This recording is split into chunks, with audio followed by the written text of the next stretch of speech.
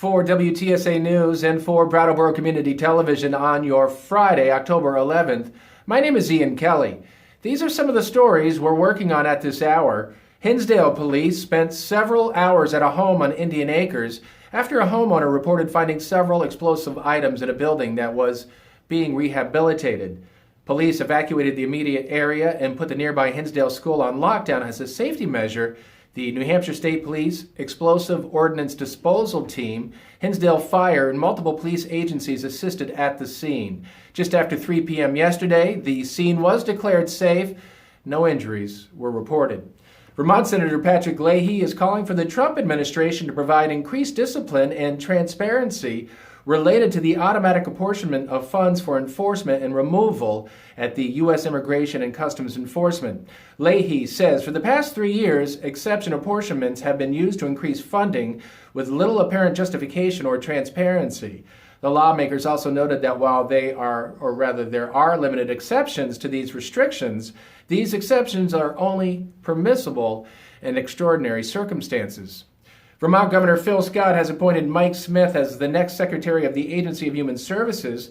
Smith's experience spans more than 35 years and a range of executive leadership positions in both the public and private sector. Smith will fill the vacancy left by former Secretary Al Gobiel, who stepped down at the end of June. Martha Maxim has served as acting secretary for the last 3 months. State health officials are advising Vermonters to safely dispose of paint strippers determined to be too dangerous to use. That's because some of these products contain a dangerous chemical called methylene chloride. The chemical can affect the nervous system and increase a person's chance of getting cancer and can damage the liver and kidney and heart as well. Exposure to a buildup of methylene chloride fumes in a small space can be fatal. In a candid direct-to-camera video released yesterday, Senator Bernie Sanders thanked supporters for their support following last week's heart procedure, and Sanders doubled down on his commitment to the campaign for president. Sanders said his heart attack and hospital stay in Las Vegas made him recommit to guaranteed health care as a human right. The Vermont senator is resting at home before reassuming his campaign.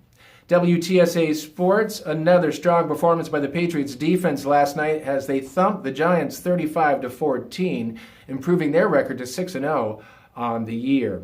Locally, your undefeated Brattleboro Colonels boys varsity football team is in action tonight at home at Natowich. It's senior night as the Colonels take on Fairhaven.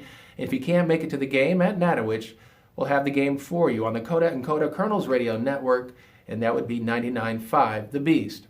For WTSA News and for Brattleboro Community Television on your Friday, October 11th, my name is Ian Kelly.